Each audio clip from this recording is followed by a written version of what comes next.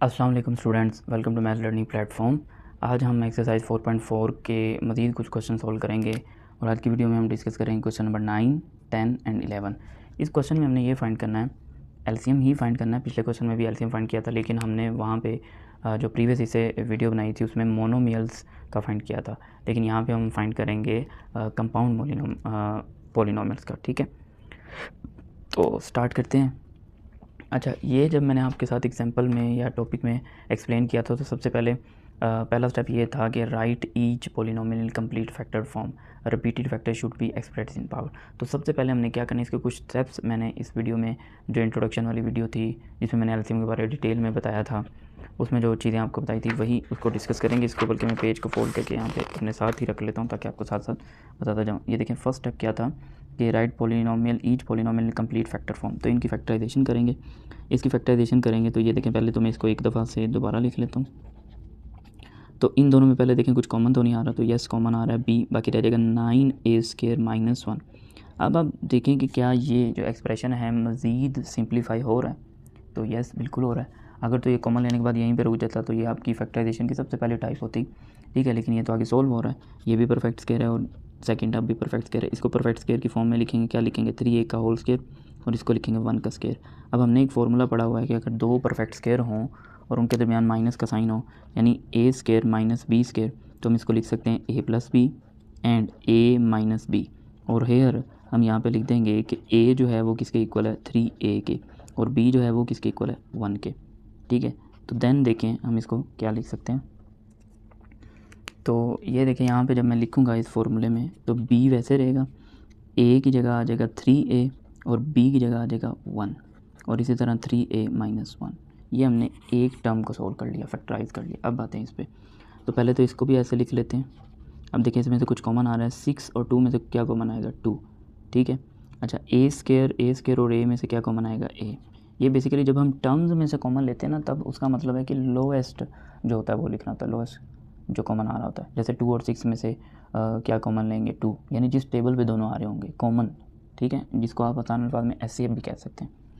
अच्छा जी, 2। अब देखें कि 6a² को 2a से डिवाइड करते हैं तो कितना रिमेनिंग आंसर आएगा, बताएं। 2 3 ज़ा 6 और a, तो यहाँ पे आ जाएगा 3a। और जब मैं 2a को 2a से डिवाइड करूँगा तो क्या आंसर आएगा, 1, तो यहाँ आ जाएगा +1। ठीक है, तो ये इसकी फैक्टराइजेशन होगी और ये इसकी होगी। अब ये देखिए, पहला काम कर ले, फिर उसके बाद देखिए select the highest power of every factor that appear. तो अब हम यहाँ पे लिखेंगे, जैसे देखें ये जो मैंने एक क्वेश्चन आपको सोल्व करवाया था, इसमें 3 फैक्टर थे। 1 पहले इसकी फैक्टराइजेशन की जो कि मैंने अंडरलाइन की, फिर इसकी की, फिर इसकी की। फिर हमने यहाँ पे लिखना है all factors with highest power. तो यहाँ पे नेक्स्ट स्टेप क्या लिखना है, यहाँ पे हम लिखेंगे all factors with highest power, all factors with highest power. ठीक है, लेकिन सबसे पहले ये लिखते हुए आपने इस चीज़ का ख्याल रखना है कि इनमें अगर कोई कॉमन है ना तो उसको पहले लिख लें। ये देखें, ये एक्सप्रेशन कॉमन है, ये कॉमन है, तो इसको आप लिख लेना और एक दफ़ा लिखना है, 2 दफ़ा नहीं लिखना। एक कॉमन ये हो गया, ठीक है, all factors with highest power, एक तो ये हो गया। फिर उसके बाद आप 2a लिख लें, ठीक है, फिर उसके बाद b लिख लें और फिर लास्ट पे 3a - 1 लिख लें। ठीक है, अच्छा, ये एक और तरीके से भी कर सकते हैं, वो भी मैं आपको बता देता हूँ। यहाँ से और लिख के ना आप इसको ऐसे भी कर सकते हैं, मतलब वो बिल्कुल वो जो मिडिल में आपने मेथड पढ़ा होता है वो, ये कॉमन फैक्टर्स। ठीक है, अब इनमें कॉमन फैक्टर कौन कौन सा था, 3a + 1 था बस कॉमन फैक्टर। फिर आप लिखें non common factors, non common factors. तो नॉन कॉमन फैक्टर यहाँ पे कौन कौन से हैं, 2 है नॉन कॉमन फैक्टर में, a है, 3a - 1 है और b है। ऐसे भी कर सकते हैं। तो मतलब पहले आप कॉमन फैक्टर लिख लें, फिर नॉन कॉमन फैक्टर लिख लें, और फिर उससे नेक्स्ट टाइम में the product of non common factor and common factor is equal to LCM. ऐसे भी कर सकते हैं। ठीक है, लेकिन ये मैं बुक के अकॉर्डिंग कर रहा हूँ मेथड, ये वाला जो। ठीक है, अच्छा, कॉमन और नॉन कॉमन वाला मेथड मैं इस वजह से नहीं करता, यहाँ पे तो काम चल जाता है, लेकिन जैसे ही 3 या 4 टर्म आती है ना, उधर भी स्टूडेंट कंफ्यूज होते हैं। मैं आपको उधर जाके बताऊंगा कि बेसिकली क्या कन्फ्यूजन होती है। अच्छा, इधर बताऊंगा तो फिर समझ नहीं आएगी। तो अब लिखते हैं यहाँ पे एलसीएम। तो एलसीएम जो है वो क्या होगा, ये जो आपने फैक्टर लिखे इन सब का product, 2a × b × 3a + 1 and 3a - 1, तो ये हो जाएगा 6ab, और इसको आप इस तरह से लिख दें 3a का होल स्क्वायर - 1 का होल स्क्वायर। तो आपके पास फाइनल आंसर आ गया 6ab 9a² - 1, ये आंसर आ गया आपके पास। ठीक है। 6ab multiply by 9a² multiply by 9a² minus 1, ये आपके पास आंसर आ गया। ठीक है, अब क्वेश्चन नंबर 10 सॉल्व करते हैं। मेथड तो आपको पता चल गया होगा, तो वो पेज मैंने हटा लिया। तो अब जी क्या करते हैं, सबसे पहले इन दोनों का जो एलसीएम फाइंड करना है। ये भी आपके पास क्या है, कंपाउंड पॉलिनोमियल्स हैं, यानी मोनोमियल्स नहीं है। तो इनमें देखिए पहले कुछ कॉमन आ रहा है, p⁻³ और p⁻1 क्या कॉमन आएगा, p⁻1, q⁻1 q⁻3 क्या कॉमन आएगा, q⁻1। अच्छा, इसको जब मैं इससे डिवाइड करूँगा, यहाँ पे करते हैं, p3q को जब मैं कॉमन वाले पार्ट से डिवाइड करूँगा तो आंसर आएगा p²। ये देखिए, ये इससे कट हो गया और ये एक पावर कैंसिल हुई, p²। और यहाँ पे इसी तरह q²। अब ये आगे आपको पता सॉल्व होता है, तो ये हो जाएगा p+q और ये हो जाएगा p-q। इसको सॉल्व करते हैं, p⁻5 p⁻2 कितनी पावर कॉमन आएगी, p2, q⁻2 q⁻5 कितनी पावर कॉमन आएगी, q2। बाकी रिमेनिंग रह गया p3 माइनस q3। कैसे आएगा ये देखें, p⁻5 q⁻2 divide by p2 q2, ये कट हो गया और इसको जब हम सॉल्व करेंगे तो p⁻3 आएगा। और इसी तरह जब आप इस टर्म को इस टर्म से डिवाइड करेंगे तो ये आंसर आएगा। अच्छा जी, ये तो इतना ही रहा ना। अब ये आगे आपको पता है कि सॉल्व होता है, p² q²। इसको पहले आप परफेक्ट क्यूब की फॉर्म में लिख लें। ये अब परफेक्ट क्यूब का आपको पहले फॉर्मूला मैं लिख देता हूँ ताकि आपको याद आ जाए कि क्या पढ़ा था, a3 माइनस b3। ठीक है, परफेक्ट क्यूब, सॉरी मैंने यहाँ पे बोल दिया परफेक्ट क्यूब नहीं, दो टर्म और दोनों का सेपरेट क्यूब। ठीक है, a माइनस b a², यहाँ माइनस है तो यहाँ प्लस ab और प्लस b²। और हेयर यहाँ आप मेंशन करते हैं a किसके इक्वल है, p के, और b किसके इक्वल है, q के। ठीक है, अब इसको नेक्स्ट हम सोल्व करते हैं। तो ये आपके पास हो जाएगा p² q² multiply by p-q p² plus pq plus q²। अच्छा, अब आप देखें कि एक आपके पास आंसर ये है और दूसरा आंसर ये है। तो अब हमने नेक्स्ट स्टेप जो लिखना है वो लिखना है all the factors with highest power. चलें जी, लिखवाएं 1 बाय 1 करके। पहले जो कॉमन है कोशिश कीजिएगा कि उनको लिखवाना है आपने। ठीक है, अब कॉमन देखें क्या क्या है। अच्छा, पहले इनकी बात करते हैं, p⁻1 और p⁻2 में हाईएस्ट क्या है, p⁻2, एक तो ये आ गया। q⁻1 और q⁻2 में हाईएस्ट क्या है, q⁻2। p+q और यहाँ पे p+q नहीं है, एक तो ये आ गया। p-q और p-q ये कॉमन है तो एक दफ़ा आएगा, कॉमन होगा तो एक दफ़ा आएगा, एक से ज़्यादा दफ़ा होगा तो फिर वो पावर लिखेंगे। और लास्ट पर रह गया ये p² plus pq plus q²। एक दफ़ा दोबारा चेक कर लेते हैं, ये लिख लिया, ये प्लस वाला भी लिख लिया, माइनस वाला भी लिख लिया। ठीक है, अब इन सब का कर देंगे प्रोडक्ट, तो वो हमारे पास आ जाएगा आंसर। ये हो जाएगा p² q² p+q p-q p² plus pq plus q²। अच्छा, यहाँ से अब सोल्व करने के आगे दो मेथड हैं, एक मैं इधर कर दूंगा, एक इधर, और वो दोनों आंसर आपके सही होंगे। लेकिन एक आंसर बुक से मैच होगा, दूसरा नहीं मैच होगा, लेकिन चेक करने वाला आपका दोनों सही करेगा। ठीक है, अच्छा जी, ये आ गया p² q²। एक तो ऑप्शन ये है कि जी मैं इन दोनों को क्लोज करके ये वाला फार्मूला बना लेता हूँ, क्योंकि एक दफ़ा प्लस है एक दफ़ा माइनस है।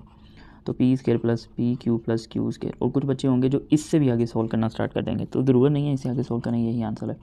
अच्छा, दूसरा देखें, दूसरा मेथड ये है कि p² q² को ऐसे रहने दें। ठीक है, p+q को भी ऐसे रहने दें। अगर इन दोनों को मैं क्लोज़ करूँ, जैसे ये देखें, ये टर्म थी, ये मैंने किसकी जगह लिखी थी, इसकी जगह, मतलब क्यूब का फॉर्मूला बनना है, तो आप इसको ऐसे भी लिख सकते हैं। तो बुक में ये वाला आंसर है मेरे ख्याल से। ठीक है, तो ये आंसर भी आपका ठीक होगा, ये भी ठीक होगा, दोनों में से जो भी आप लिखेंगे। मतलब परेशान होने की ज़रूरत नहीं है कि हमारा जो आंसर है वो बुक से मैच नहीं हो रहा। ठीक है, बुक वाले ने अपने हिसाब से किया होगा, आप अपने हिसाब से करेंगे। ठीक है, लेकिन दोनों आंसर क्या होंगे, सही होंगे। अच्छा जी, नेक्स्ट हम सोल्व करेंगे क्वेश्चन नंबर 11। इसको भी आप अच्छे तरह समझिएगा। अब इसमें दो टर्म है। ठीक है, अगेन जैसे कि 9 में भी 2 टर्म थी, 10 में भी 2 टर्म थी, तो 11 में भी 2 टर्म आ गई। अच्छा, इसको देखें हम कैसे सॉल्व करेंगे। 4x² y माइनस y, इनमें से जी पहले कॉमन देखे कुछ आ रहा है, गौर से देखें आप खुद, शाबाश। बल्कि अगर आपको ये दोनों क्वेश्चन समझ आए तो वीडियो को पॉज करके स्टॉप करके आप खुद जो है इसको सॉल्व करें और बाद में सोल्यूशन चेक करें। तो y कॉमन आ जाएगा तो क्या हो जाएगा, 4x² माइनस 1। अच्छा, y कॉमन ले लिया, इसको क्या लिख सकते हैं, ये परफेक्ट स्क्वायर है, 2x का होल स्क्वायर, और ये भी परफेक्ट स्क्वायर। ठीक है, अगर तो कॉमन लेने के बाद ये सॉल्व नहीं होता तो आपको पता यहीं पे ख़त्म था। तो अब यहाँ पे एक फार्मूला यूज़ हो रहा है, a² minus b² that is equal to a plus B and a minus B. मज़ीद क्वेश्चन को अच्छा करने के लिए आप यहाँ पे ये कहते हैं a is equal to 2x and b is equal to 1। तो देन ये क्वेश्चन आपके पास क्या हो जाएगा, ये हो जाएगा जी y वैसे रहेगा as a common 2x plus 1 2x minus 1, ठीक है। अब ये वाला देखें 2x स्क्वायर प्लस x, क्या कॉमन आएगा x, तो ये हो जाएगा 2x प्लस 1, ये तो एक स्टेप में सॉल्व हो गया, ठीक है। अब ये देखें ये वाली फैक्टराइजेशन फॉर्म और ये वाली फैक्टराइजेशन फॉर्म। अब हमने यहाँ पे लिखना है all the factors with highest power. यहाँ पे आप क्या लिखेंगे, all the factors with highest power लिख लें या पावर लिखें। तो सबसे पहले लिखवाएं जी, इनमें पहले देखें कुछ, सबसे पहले तो आ गया x, फिर आ गया y, ये देखें x फिर y, और ये कॉमन है, एक दफ़ा आएगा, जो कॉमन होगा वो आपने याद रखना है, वो एक दफ़ा आएगा, और ये आ गया फिर 2x माइनस वाई। अब इन सब का जो प्रोडक्ट होगा वो आपके पास क्या होगा, एलसीएम होगा, ठीक है। तो यहाँ पे हम लिखेंगे एलसीएम इज़ इक्वल टू, इन सब को मल्टीप्लाई कर दें, x multiply by Y multiply 2x plus 1 2x minus 1, तो ये हो जाएगा एक्स वाई। आप इसको फॉर्मूला बनाना चाहते हैं बना लें, तो 4x स्क्वायर माइनस 1 होगा, ठीक है। यहाँ पे मैंने एक स्टेप छोड़ा है, मैं इधर कर देता हूँ, यानी एक्स वाई, आप इसको ऐसे लिख लें 2x का होल स्क्वायर माइनस 1 का स्क्वायर, ये उसके बाद फिर आप ये स्टेप लिखिए, ये फाइनल, ठीक है। अब जहाँ तक मुझे याद है बुक के पीछे ये आंसर है, मतलब एक्स वाई और 2x प्लस 1 और 2x माइनस 1, मतलब उन्होंने फार्मूला नहीं बनाया हुआ, ठीक है। बाकी फिर भी एक दफ़ा मैं इसको वेरीफाई कर लेता हूँ जी, इसका आंसर हाँ, उन्होंने जो है ये फार्मूला नहीं बनाया हुआ, ठीक है। तो आपकी अगर आप बनाना चाहते हैं तो बना लें, कोशिश करेंगे जब एलसीएम और एचसीएम में यहाँ नीचे कोई आंसर आता है ना, तो अगर कोई फार्मूला बनता है तो आप बना दें, अगर तो फार्मूला नहीं बनता तो वैसे रहने दें, फिर मल्टीप्लाई करने की ज़रूरत नहीं है। तो आज का लेक्चर हमारा यहाँ पर ख़त्म होता है। आज के लेक्चर में हमने एक्सरसाइज 4.4 का क्वेश्चन नंबर 9, 10 और 11 सोल्व किया है। नेक्स्ट वीडियो में हम इंशाल्लाह क्वेश्चन नंबर 12 और 13 इसी तरह डिटेल में सॉल्व करेंगे। अगर आपको किसी भी स्टेप में कोई कन्फ्यूजन है तो कमेंट्स में आप मुझसे पूछ सकते हैं। इसके अलावा अगर आपको अच्छे से समझ आई है तो वीडियो को ज़रूर लाइक करें, और अगर आप मेरे चैनल पे न्यू हैं तो चैनल को भी सब्सक्राइब कर लें, ताकि हर नई आने वाली वीडियो से आप फ़ायदा उठा सकें। अगली वीडियो में इंशाल्लाह मुलाकात होगी, तब तक के लिए अल्लाह हाफिज़।